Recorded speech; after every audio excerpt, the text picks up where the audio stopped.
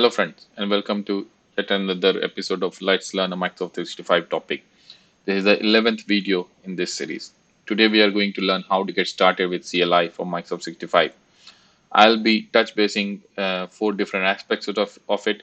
What is CLI for Microsoft 365? Why you should consider using it, how to install and use, and we'll have a run of a sample script using CLI for Microsoft 365, which is already available.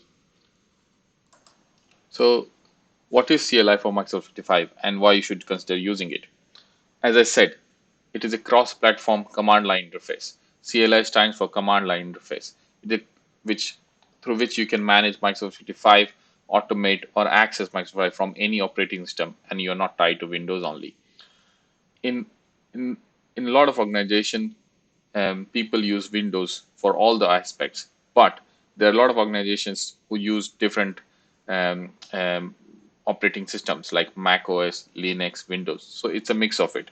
There are companies which work only on macOS. People do not have Windows laptop or Windows terminals.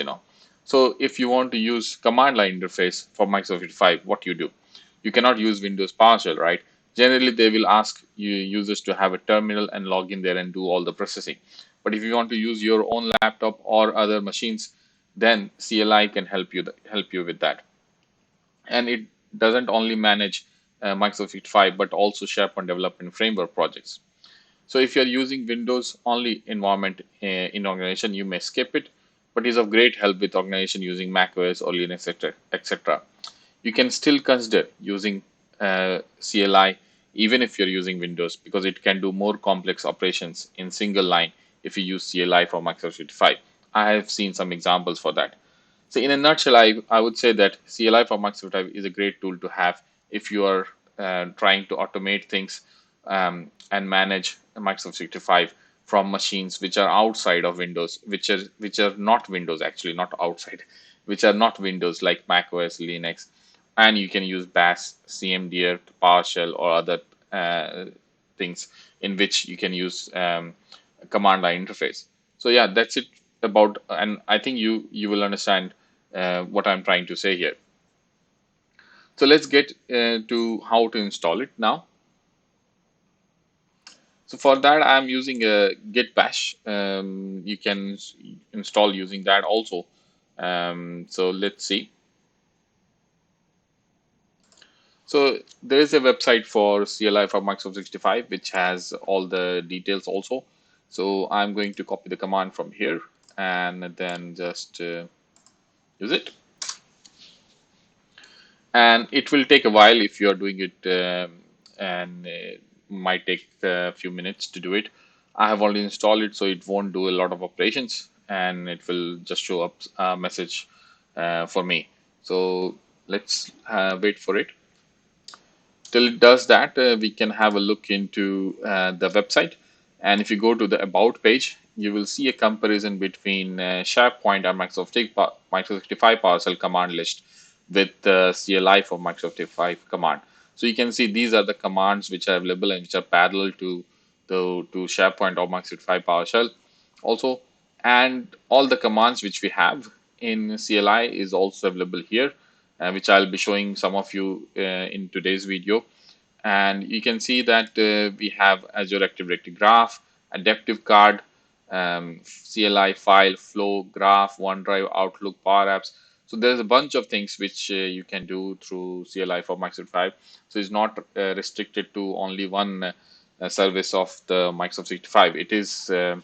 It can be used for different things like Teams, SharePoint Framework, Online, Yammer, and other kind of utilities.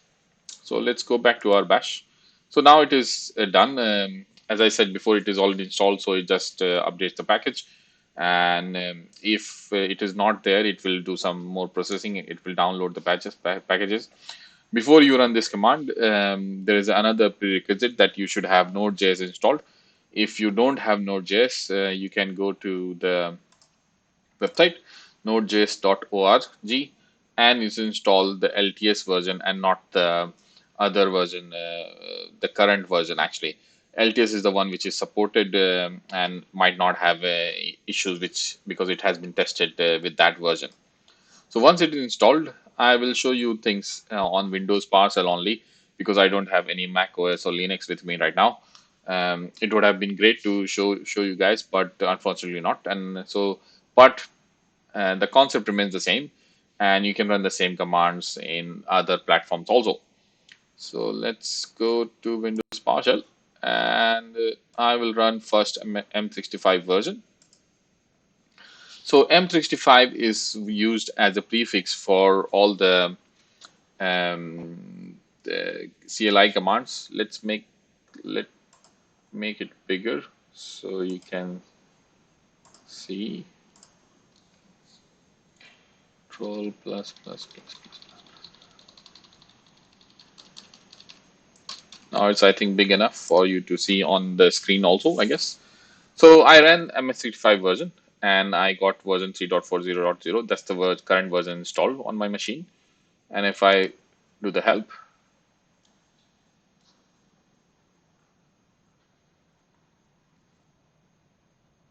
so here you can see it lists down the commands which are available to manage Microsoft 5 and SharePoint Framework on any platform. Login, logout, status, version, and different command. How many commands are there? Here. So let's try to log in now. So I will run Microsoft 65 login.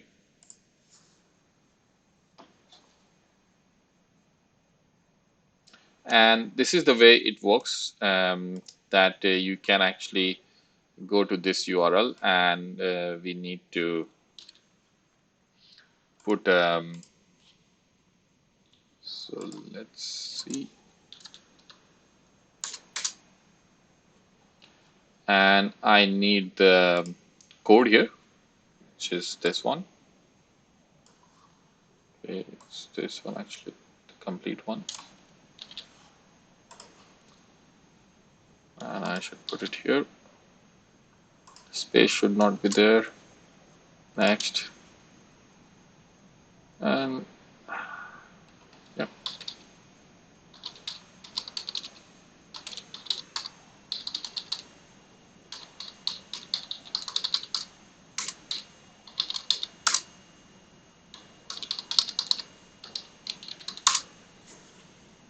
So now I'm logged in, and if I run M365 status,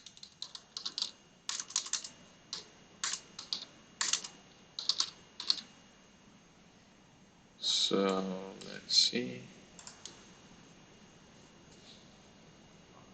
So now it will say I'm connected as like this. So the example script I'm going to show you is about showing all the teams, Microsoft Teams I have in my tenant, and all the app used in those teams. So that's a great report, right? And I have taken the sample right from the um, this website. So we have lot of sample scripts here, and I have taken this one, list app using in Microsoft Teams. And unfortunately, I saw that we have used here O365, which is not correct, and we should use M365. That is the prefix for all the commands. I think it was earlier O365 when the Microsoft changed the name. It has not been updated here. And I have made a PR for bug and PR for this change when I noticed it.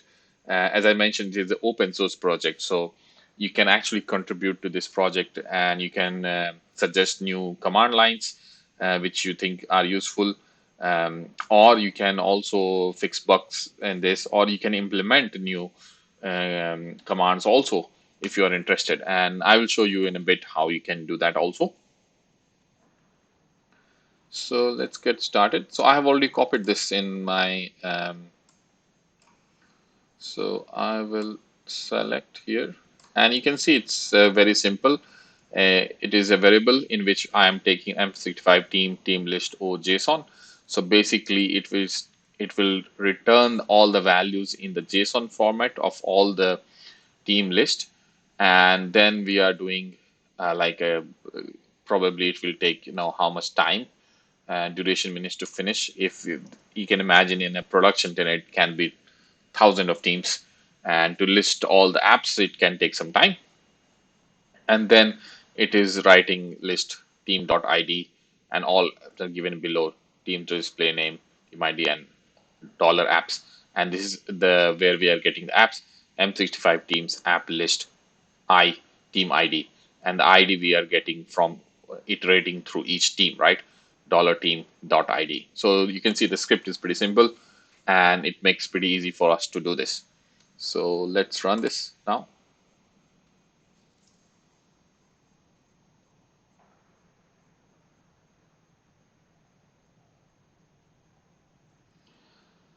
So it shows that there are total of 9 teams. So that's the first output we will see here, and then it will start, loading the information. So you can see the different teams I have, and it is loading. So I'm not going to go in that detail. It is not interesting to know.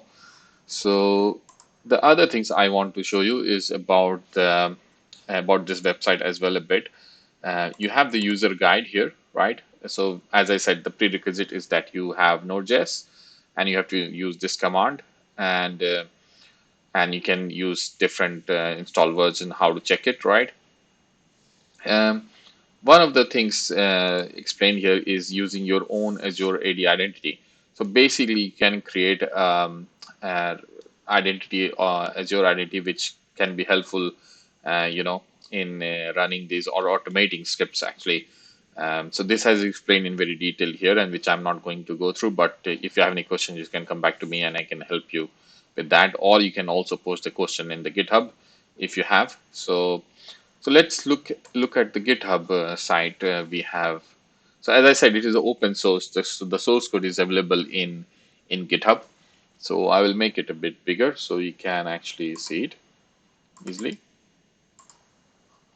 So this is the source code available, and so here you can see all the contributors, and here also you have the information, how to install, uses, build, contribute.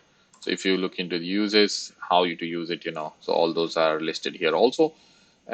If you encounter any issues or you have any suggestions for the different commands to be created, you can use actually new issue button here. So, okay, sorry, I need to be logged in. Yeah.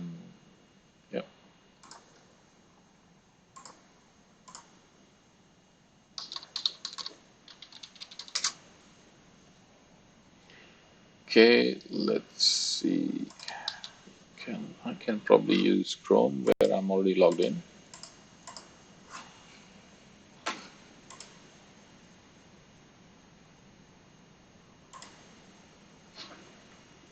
Sorry for that.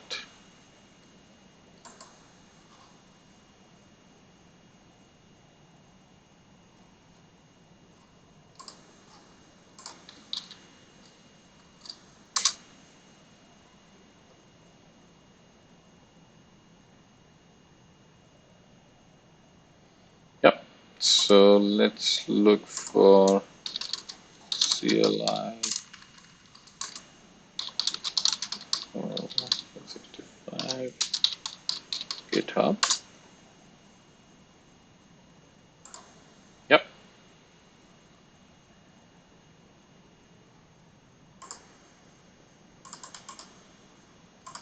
So as I said before, if you want to suggest any new command lines, you can go to new issue, and then you have bug report, new command, sample script.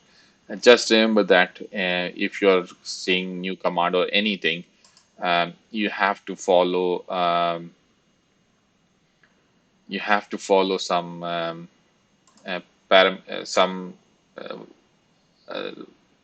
you have to follow how they recommend to write the command description and all those things. Otherwise they might not accept it, which is very basic, because in all these things, if you write very vague, they might not understand, and they don't want you to ask a lot of questions around it, although they might ask you later if they don't understand something. But at least we should fill in all these required information, to it. And as I said, the source code is available, so if you want to have a look at that, you are, of course, you can do it. If you want to help with different things which are open, as I said, it's open source, so you can contribute to this.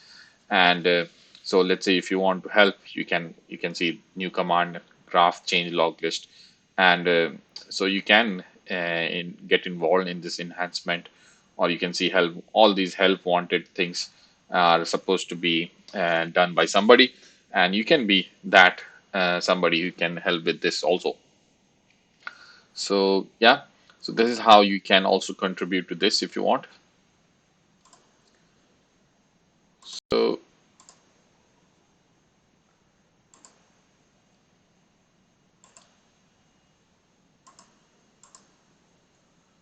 so just remember this URL also. Otherwise, you can find it in my description of the video, and where we have all other information also. So yeah, so that was it for today's video. Hopefully you like it, and please subscribe to my channel, Sync Ventures, for more videos like this. Okay, thank you.